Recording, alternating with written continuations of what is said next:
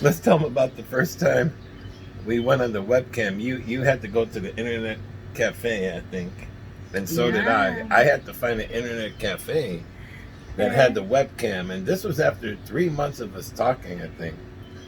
I was so nervous, let me tell you.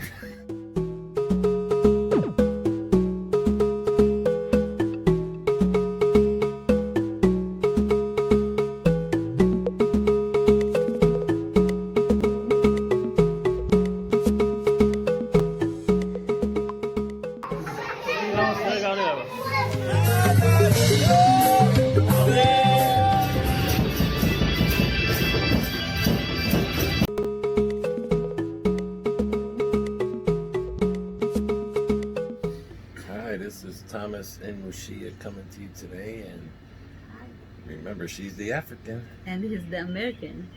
Yep, and here we are again today.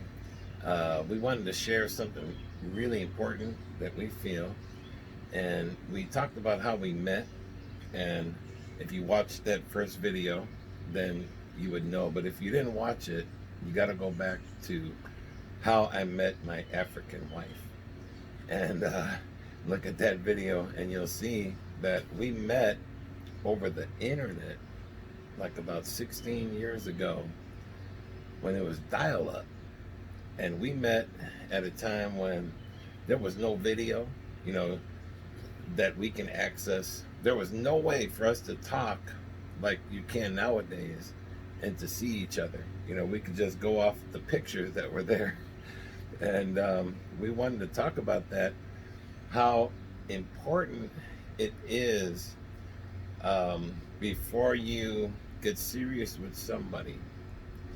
And the topic is what? Communication is the key to any relationship. Yes. So we are going to talk about how we talked before we get to where we are today. So yeah, it's true, we meet from the internet, and we didn't just talk today and get married and be together in one day. There was serious work to do. Yeah. That was the talking work. Yeah. We did talk. A lot. So what I want to say is that in any relationship, when you meet someone, don't just rush in, hey, I love you. No. Communicate. Yeah. Ask question. Even the stupid question, ask. Know about the person. Talk even when there's no anything to talk about. And the way we did it, I was in my house communicating, and Mushiya was at work.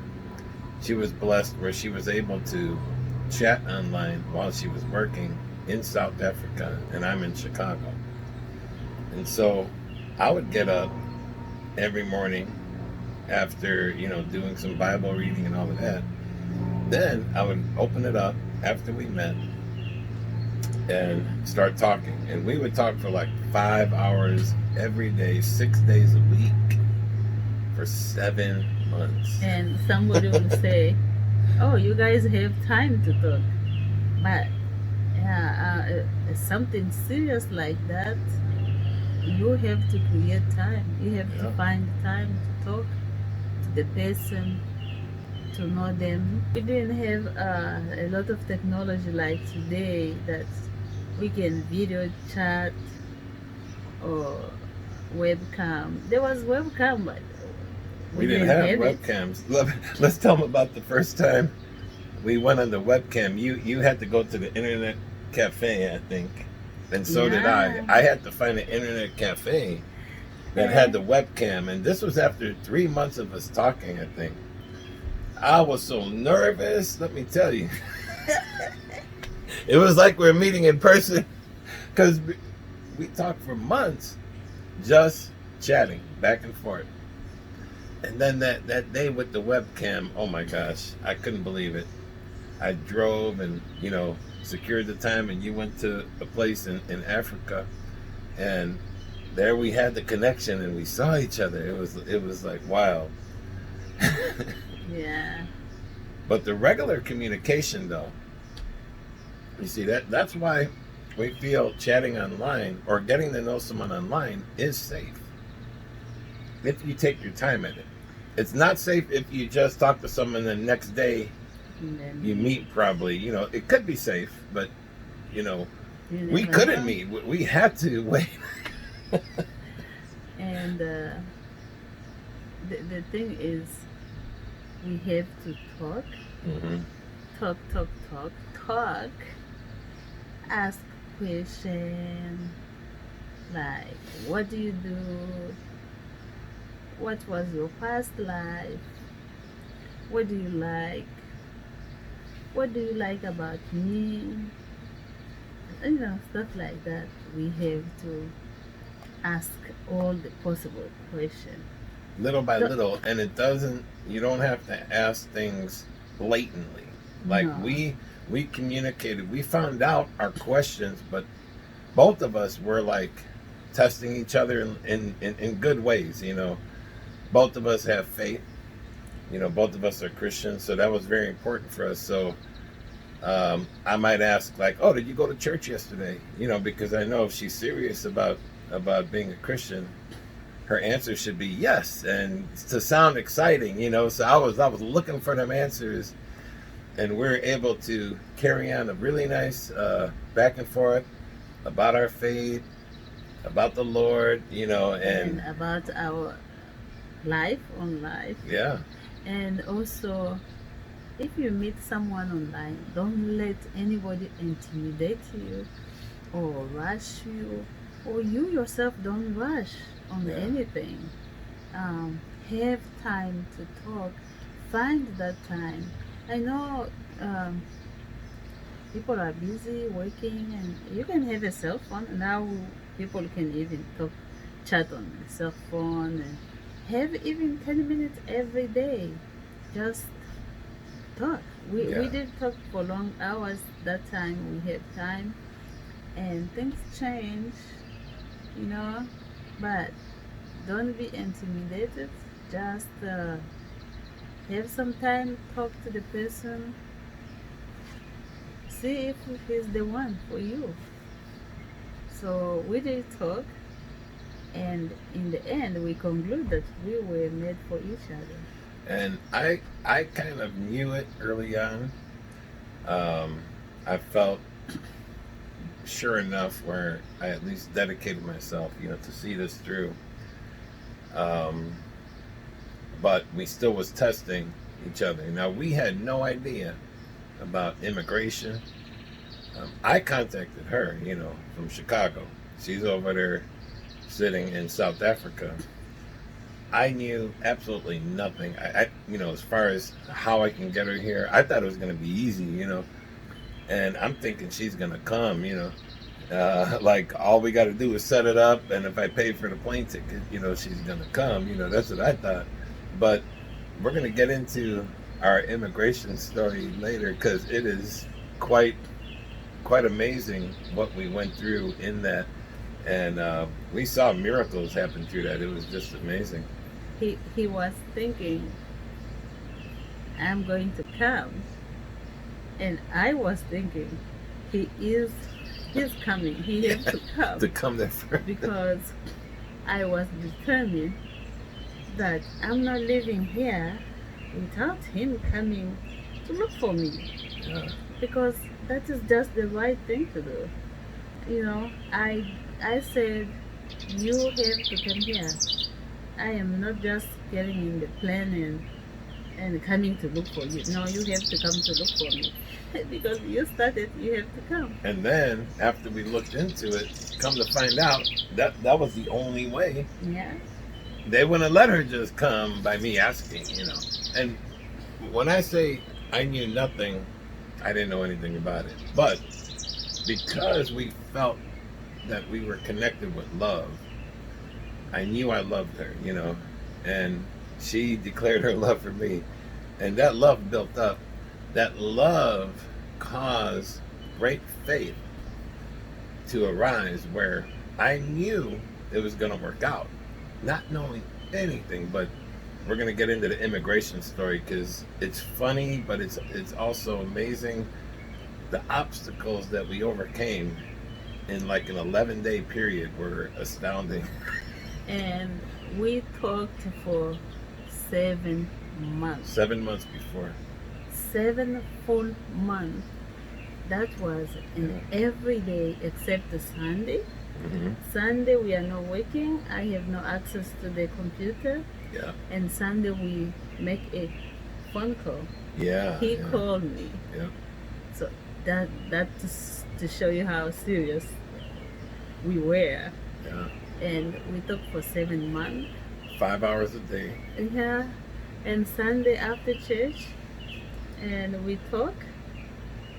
We didn't talk for 5 hours on Sunday because the telephone was very expensive. But we talked like 30 minutes. Not even, but around there. Yeah, 15 to 20 minutes we talked. Then we start over again on Monday. And for 7 months. So when you meet someone, don't just jump quickly. Oh, I love you, and no. Discover first about that person. Learn something. Yeah. We have a cup of coffee from far. Yeah. We would say, you want to meet me for tea at 4 o'clock? And, you know, we would play around like that and imagine we're having tea together and stuff. And it was fun. And we end up like knowing each other more without seeing each other. I felt like I know him. I really know him. I felt the same way. And he felt that, yeah, he knows me. We got some funny stories to tell on the day we actually met in South Africa. No, first we have to talk about engagement ring. Oh, yeah. That was a miracle. So don't go away. Stay tuned. Yeah. There's more. You got to hear the story about the engagement ring, and then oh my gosh, the time when the king have to land to look for his queen. Yeah. That was amazing. Yeah. So stay tuned. But remember, communication is the key. That's what we wanted to stress today. We talked about anything, just to try to find out about each other, ask different questions, you know, and we kept the conversation very wholesome and respectful.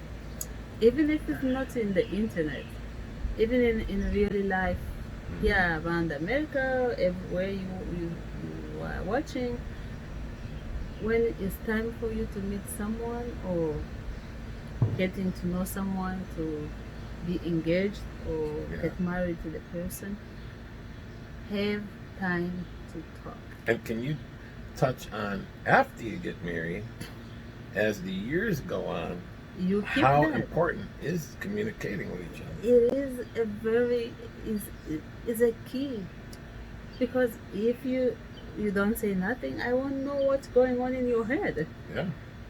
And if I don't say nothing, he will never know what is going on.